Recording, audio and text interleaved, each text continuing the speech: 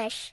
Welcome to Oral English. It is your perfect choice for practicing and enhancing your English reading, listening, and speaking. I swear.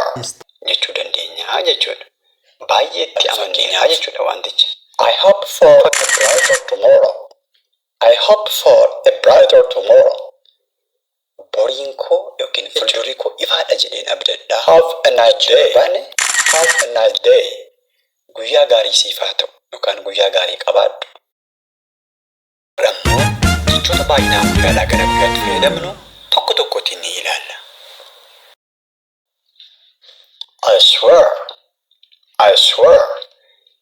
Wanna tokko baay'ee itti walii galle yookiin baay'ee amannee nan kakadha jechuu barbaanne I swear jechuu dandeenya jechuudha.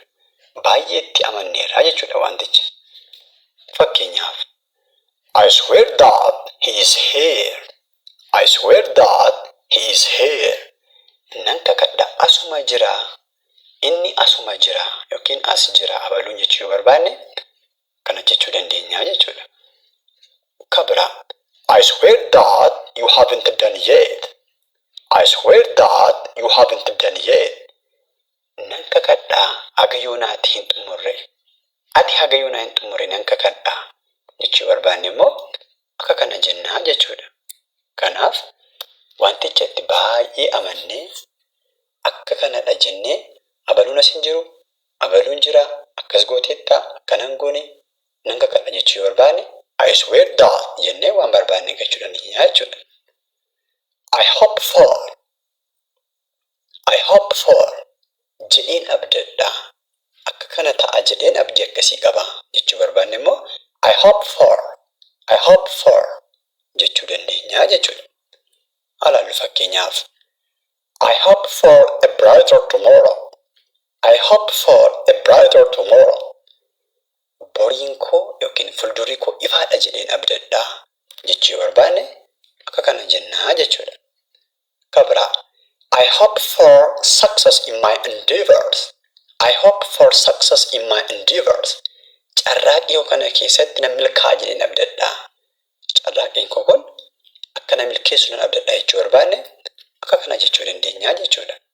So I hope for jennee kun abdii qabaachuu keenya jechuun immoo jedheen abdadha isa jedhu bakka bu'aa.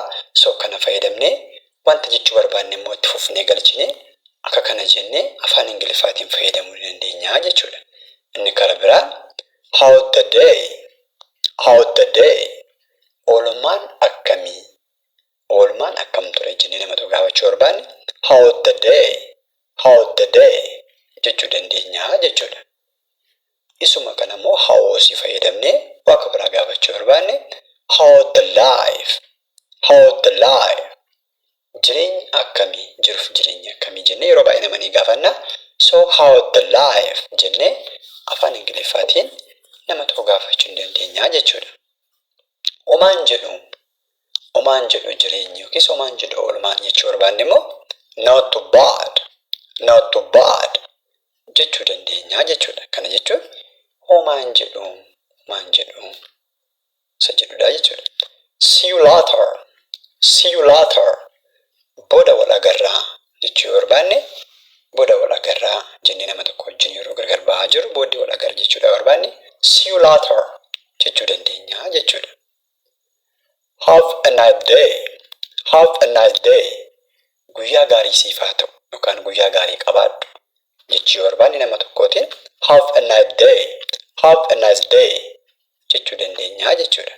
Guyyaa gaarii siif haa ta'u yookiin guyyaa gaarii qabaadhu. Bon voyage.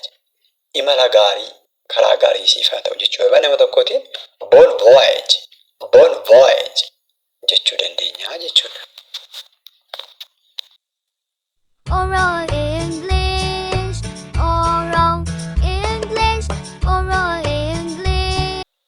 The phone is ringing.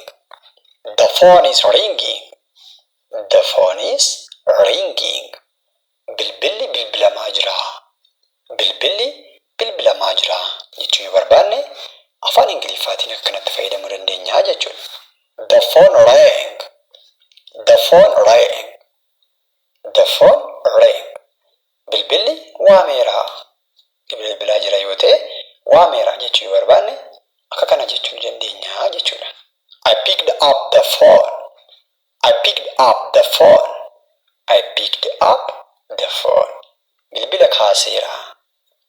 Bilbila kaaseera jechuu yoo barbaanne akka kana jechuu ni dandeenya jechuudha. I hung up the phone. I hung up the phone.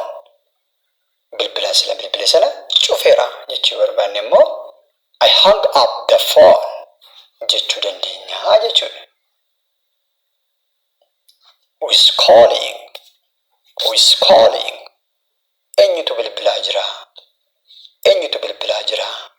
Jennee afaan Ingiliffaatiin gaafachuu yoo barbaanne who is calling jennee gaafachuu ni dandeenya jechuudha. I missed your call. I missed your call. Yeroo ati bilbilte hin argine biran turre jechuu yoo barbaanne I missed your call. I missed your call jennee afaan Ingiliffaatiin fayyadamuu dandeenya jechuudha. That sounds great. That sounds great. Gaariidha fakkaata. Wanti sun gaariidha fakkaata jechuu yoo barbaanne afaan Ingiliffaatiin akka kana jennee fayyadamuu dandeenya jechuudha. I'm so ecstatic. I'm so ecstatic. I am so ecstatic. Ani baay'ee gammadeera. Baay'ee natti tolee jira. Ani baay'ee gammadeera jechuu yoo barbaanne gammachuu keenya bifa kanaatiin afaan Ingiliffaatiin fayyadamuu dandeenya jechuudha. I'm so ecstatic. I'm not feeling good. I'm not feeling good. I am not feeling good. Natti tolaan jiru. Yookiin dhukkubaa jiraachuu danda'a yookiin haalli nu miidhuu dhiisuu danda'a. Natti tolaan jiru jechuu barbaanne afaan Ingiliffaatiin akka itti fayyadamuu dandeenya jechuudha. You are so lucky. You are so lucky. Ati baay'ee carra qabeessa.